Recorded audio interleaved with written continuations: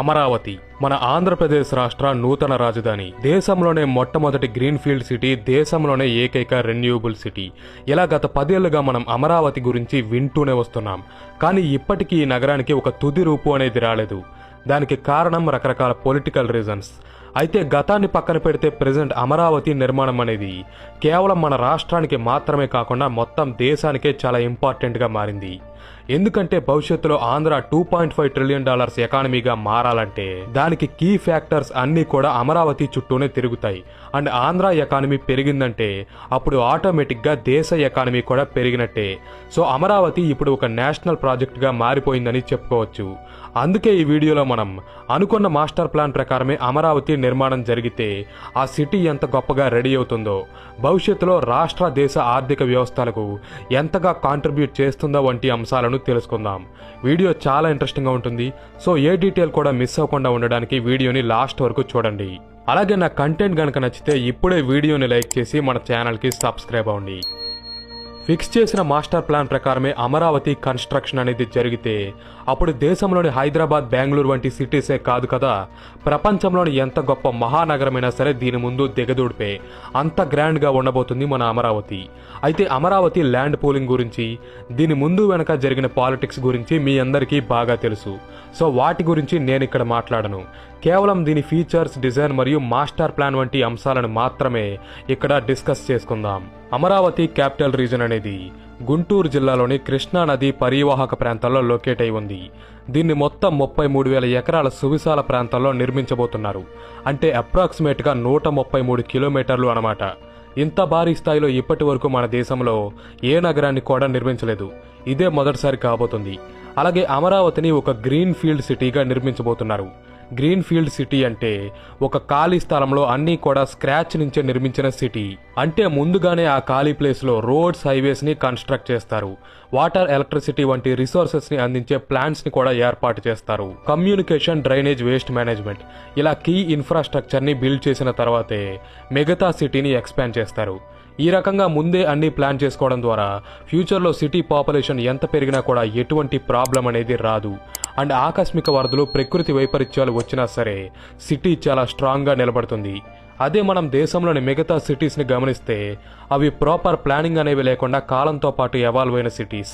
ఈ కారణంగానే అక్కడ రోజు రోజుకి పొల్యూషన్, పాపులేషన్ వంటి సమస్యలు పెరగడంతో పాటు చిన్న వర్షం వచ్చినా సరే మొత్తం డ్రైనేజ్ సిస్టమ్ పొంగి పొర్లి పరిస్థితులు అల్లకల్లోలంగా మారిపోతున్నాయి. ఇదే భవిష్యత్తులో అమరావతి మరియు దేశంలోని మిగతా సిటీస్కి మధ్య ఉండబోయే మేజర్ డిఫరెన్స్ అవుతుంది.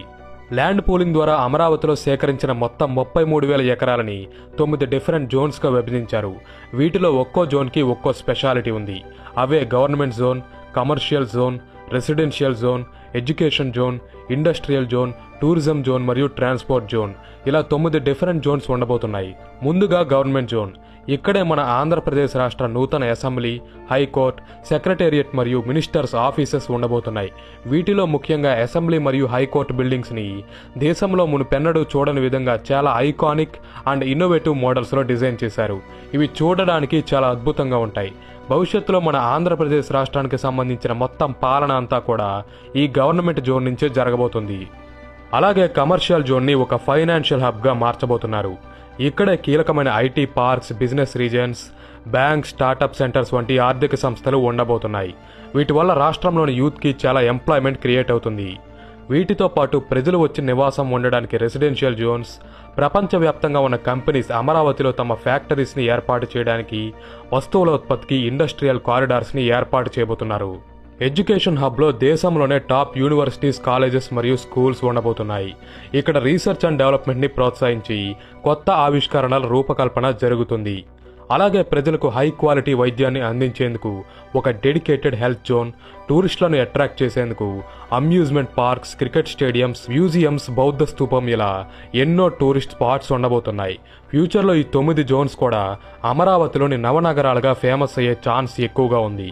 ప్రెజెంట్ మన దేశంలోని మెజారిటీ సిటీస్ ఫేస్ చేస్తున్న అతిపెద్ద ప్రాబ్లం పొల్యూషన్. పొల్యూషన్ కారణంగా మనం పీల్చుకునే గాలి కూడా కలుషితమవుతుంది. అందుకే అమరావతిలో ఇలాంటి ప్రాబ్లమ్స్ తలెత్తకుండా ఉండడానికి సిటీలోని 60%ని పచ్చదనంతో కవర్ చేయబోతున్నారు. అంటే నగరంలో ఎటువైపు వెళ్ళినా సరే మనకు చెట్లు కనిపిస్తూనే ఉంటాయి. దీనివల్ల ప్రజలకి ఫ్రెష్ ఆక్సిజన్ అందడంతో పాటు సిటీ వాతావరణం ఎప్పుడూ చాలా ఆహ్లాదకరంగా ఉంటుంది. అమరావతిలోని ట్రాన్స్పోర్టేషన్ కోసం కూడా రకరకాల విధానాలని ఉపయోగించబోతున్నారు. ఇక్కడ 5 లేన్ హైవేస్ అండ్ ఎక్స్ప్రెస్ వేస్తో పాటు metro rails, hyper loop, rapid bus systems మరియు కృష్ణానదిలో వాటర్ ట్యాక్సీస్ ఉండబోతున్నాయి. అమరావతి, గుంటూరు, విజయవాడ ప్రాంతాలను కలుపుతూ 210 కిలోమీటర్ల భారీ ఔటర్ రింగ్ రోడ్ని ఏర్పాటు చేయబోతున్నారు.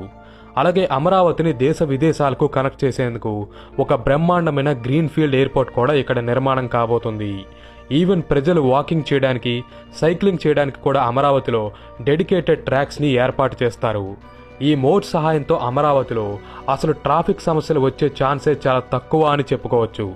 ఫ్యూచర్ని దృష్టిలో ఉంచుకుని ఈ సిటీ సుమారు 50 లక్షల నుంచి 1 కోటి మంది ప్రజలు నివసించడానికి అనుగుణంగా ఉండేలా దీన్ని డిజైన్ చేశారు.